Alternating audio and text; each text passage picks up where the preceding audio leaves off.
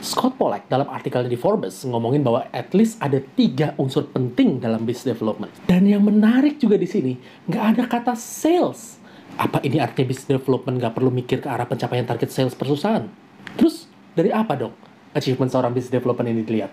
Hey guys, apa kabar semuanya? Balik lagi bareng gue Albertan, dan di channel ini kita akan banyak belajar bareng mengenai hal-hal menarik banget dalam bisnis, mulai dari marketing, inventory, finance, purchasing, juga recruitment. Dan kali ini kita akan belajar bareng gimana sih soal business development. Ini penting banget buat bisnis kalian, especially buat jangka panjang. Kita juga bakal ngebahas soal apa aja unsur-unsur penting di business development yang mesti kalian tahu. First thing first, let's start dulu sama pengertian apa sih business development itu. Menurut Oxford Dictionary, business development adalah the activity of pursuing strategic opportunities for a particular business organization, for example by cultivating partnerships or other commercial relationships, or identifying new markets for its products or services. Agak ngejelimet, tapi kita akan bahas juga ya.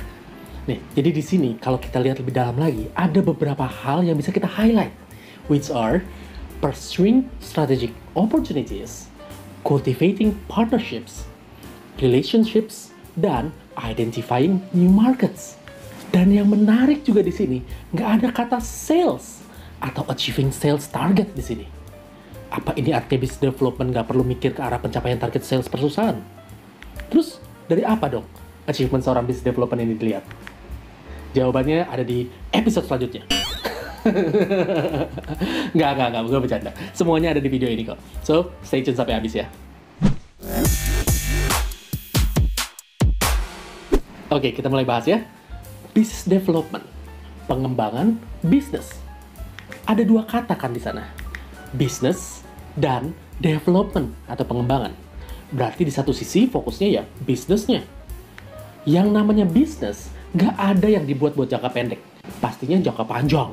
So, apa aja yang mesti di-develop biar bisa ngebuat bisnis bertahan dan berkembang jangka panjang?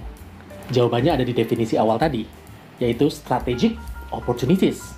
Yang caranya adalah ngejalin kerjasama yang pastinya kerjasama strategis, atau buka channel atau pasar yang baru lagi gitu ya.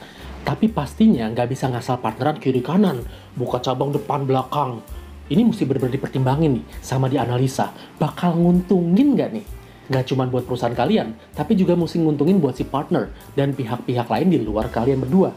Kayak buat sisi customer, lingkungan sekitar, atau even supplier kalian. Jadi konsepnya mesti win-win-win. 3 kali win ya. So yang jadi pertanyaan berikutnya, apa aja nih unsur-unsur yang bisa ngebuat partnership ini bisa win-win-win? Scott Pollack dalam artikelnya di Forbes ngomongin bahwa at least ada 3 unsur penting dalam business development, which are customer, long-term value, dan relationships. Yuk kita bahas singkat tapi padat satu persatu. Unsur yang pertama, unsur customer. Unsur customer ini pegang peranan yang penting banget. Ya, at the end of the day, customer inilah yang bakalan beli produk atau jasa kalian. Ingat, ujung-ujungnya partnership ini mesti saling nguntungin satu sama lainnya. Dan pastinya, kalau buat perusahaan, ini juga berarti ada growth, ada income yang oke. So, dalam ngejalin kerjasama, business development kalian mesti ngecek lebih dalam lagi soal unsur ini. Marketnya sesuai gak sama spesifik target kalian? Ada berapa banyak potensial customer di sana? Seberapa gede buying power atau spending power-nya? Cek juga persaingan di sana. Karena itu bakal ngaruh sama traffic yang bakal kalian dapetin. Nggak cuma itu, tim bus dev kalian juga mesti proyeksiin biaya-biaya yang bakal dikeluarin kalau kerjasama ini dijalanin. Bandingin sama potensi income yang bisa didapetin perusahaan kalian. Jadi kelihatan, visible nggak sih sebenarnya kerjasama ini? So, karena unsur ini penting banget, saran gue tim business development perlu dikasih satu guideline yang tertulis. Malah kalau bisa kalian buatin checklistnya. Dan semuanya mesti terkuantifikasi. Jadi kayak pilot gitu, pas mau terbang kan selalu always ambil checklist standarnya dulu gitu ya. Jadi pas mau terbang dia selalu ngecek, sayap kiri, cek, sayap kanan, cek, mesin kiri, cek. Intinya semua yang penting-penting pasti dicek dulu. Dan kenapa harus pakai checklist? Biar semuanya nggak ada yang kelewat. Semuanya dicek. Baru setelahnya si pilot ini bisa nerbangin pesawatnya. Nah, konsep ini bisa kalian terapin juga di tim business development kalian. Sebenarnya nggak cuma di BD aja sih, tapi di semua departemen juga bisa. Tapi kali ini kita mau bahas soal business development kan, jadi kita akan fokus di BD-nya.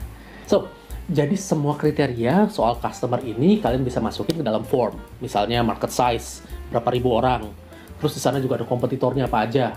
Terus di sana juga ada berapa banyak bank di sana, misalnya gitu ya. Terus kalau kalian lagi ekspansi ke ruko-ruko, di sana traffic poolernya apa aja, banknya apa aja deket situ, kiri kanannya.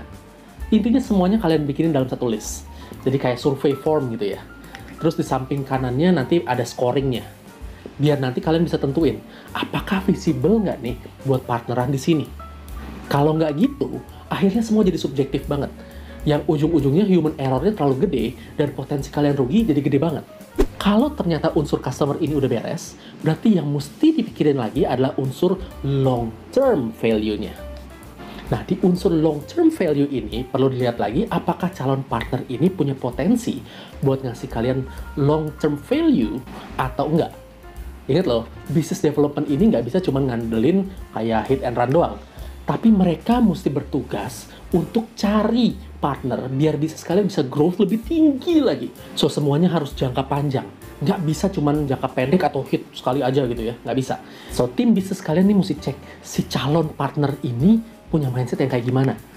Misalnya, kalau kalian ada di bisnis retail dan mau ekspansi ke mall misalnya, cek juga mall ini kapan selesai dibangun. Developernya siapa? Punya kredibilitas atau enggak?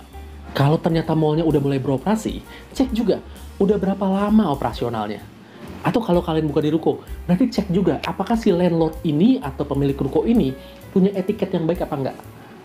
Terus juga cek juga apa sih pemilik ruko ini punya rencana jual rukonya dalam waktu dekat. Soalnya ini semua ngaruh banget sama biaya yang kalian mesti keluarin.